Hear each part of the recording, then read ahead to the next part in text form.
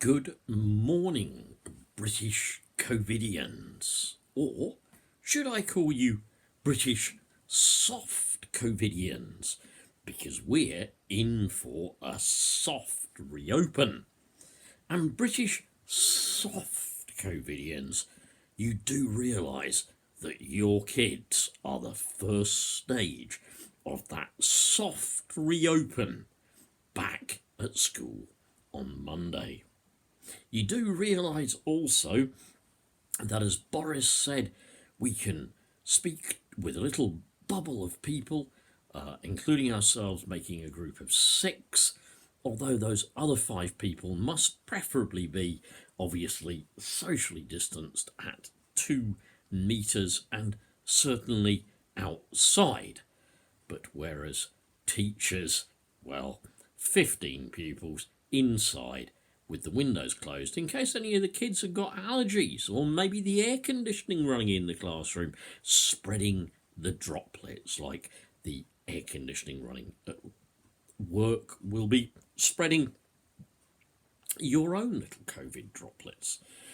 The government are always on about statistics, and I want to read you something from a book called Look Who's Back. Now, this is a parody. It's a satire.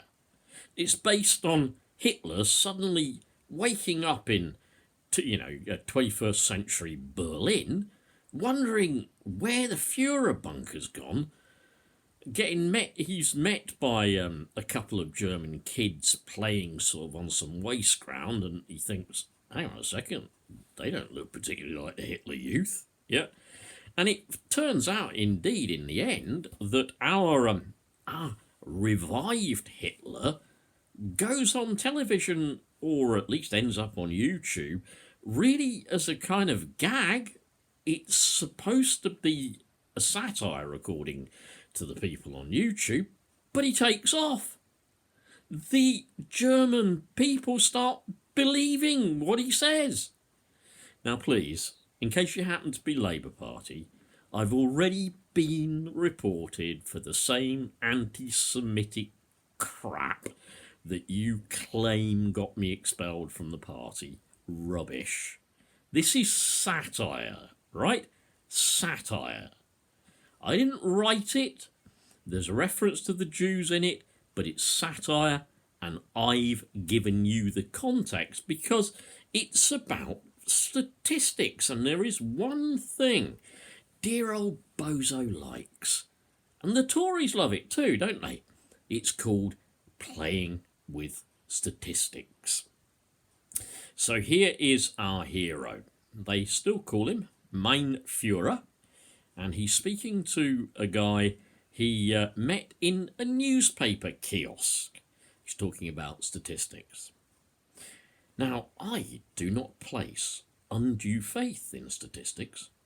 I've had a different experience of party. I've had sufficient experience of party comrades and industrialists to know that careerists and other shady characters lurk everywhere, always happy to lend a hand when they can present figures in a positive light.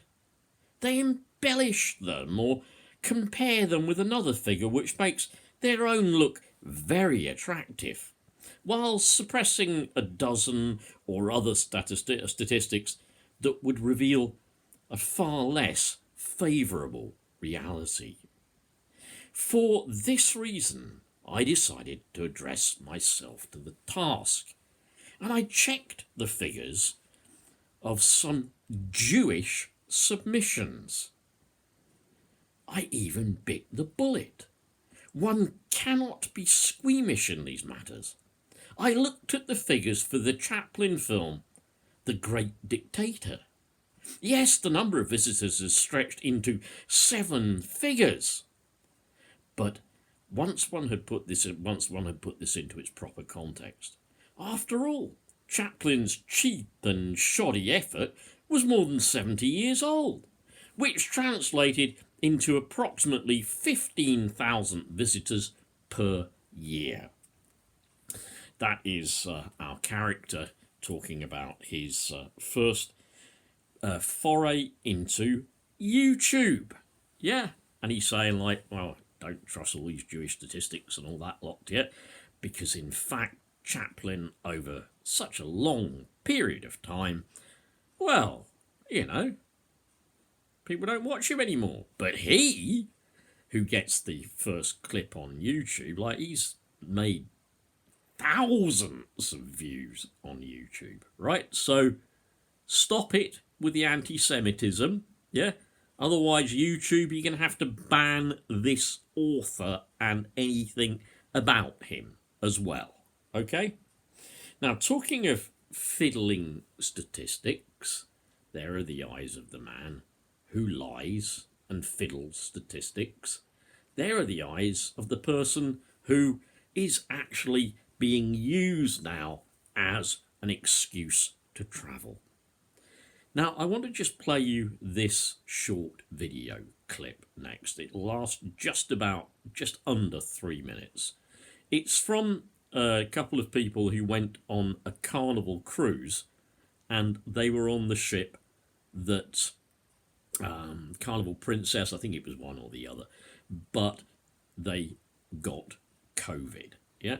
And just listen to this lady, because what she says, not so much about the company, but it's the kind of thing that, in all honesty, Boris would say so well. And it's about, really, do you care for people or do you care for companies? Are very serious. When Tracy returned to Brisbane, she tested positive.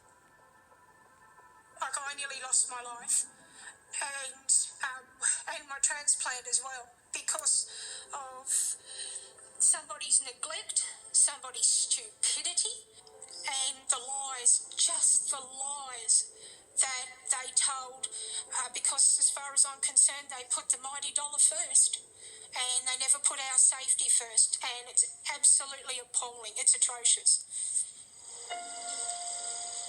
In Tasmania, Maureen Dawes is mourning the loss of her partner of nearly 3 decades.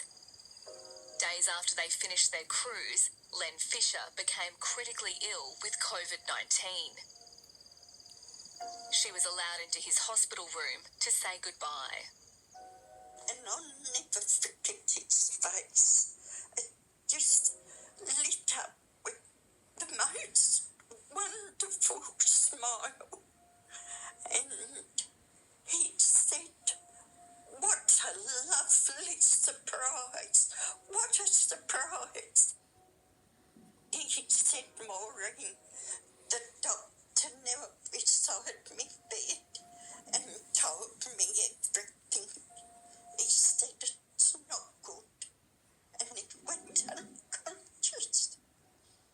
And he kept opening his eyes to see that I was still there.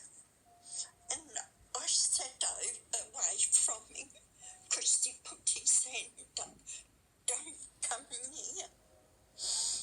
Somebody needs to be held accountable, because, yes, New South Wales Health let us disembark the ship, but Princess Cruises put us on the ship to begin with. And I think all this debacle... Did you get that, woman? I'm sure you did. Okay, we're talking about Australia. We're talking about New South Wales. We're talking about Princess Cruises. But did you get the comment that she made? It's the one about Johnson, where she speaks. You heard it. Instead, they backed, or they thought about, they put the mighty dollar first. It's what Johnson does. It's what he's doing, as perhaps subtly through the release of Cummings, who it is anticipated may have actually been at Durham Castle to sign an agreement with GlaxoSmithKline. It's not proven, but it is being said, yeah? But her, about that woman, 2 women who lost their husbands, two elderly women who lost their husbands and their partners. They put the mighty dollar first. What will Johnson and all the people who speak for the government always do?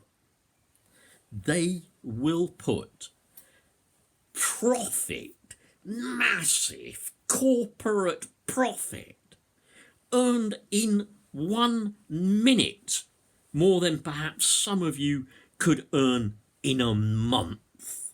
Yeah? They will put massive corporate profit before human life. Make no doubt, have no doubt about that at all. Have no doubt that this is how they have been throughout this whole pandemic.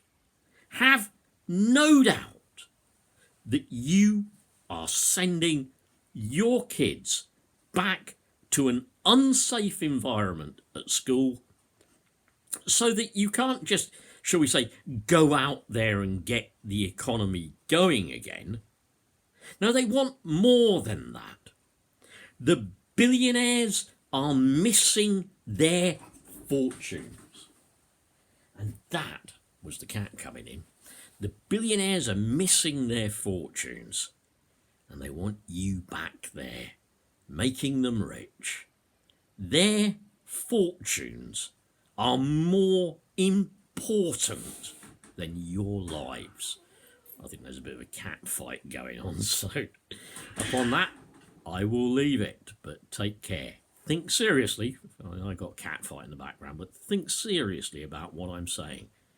Always, even with your kids, the first damn thing the Tories think about is riches, profits, protecting their chums and their tax-dodging billionaire mates. Yeah? Your life, just like Carnival Cruises and that woman, is secondary. Money first. This cannot be allowed to go on. Please like, subscribe and share.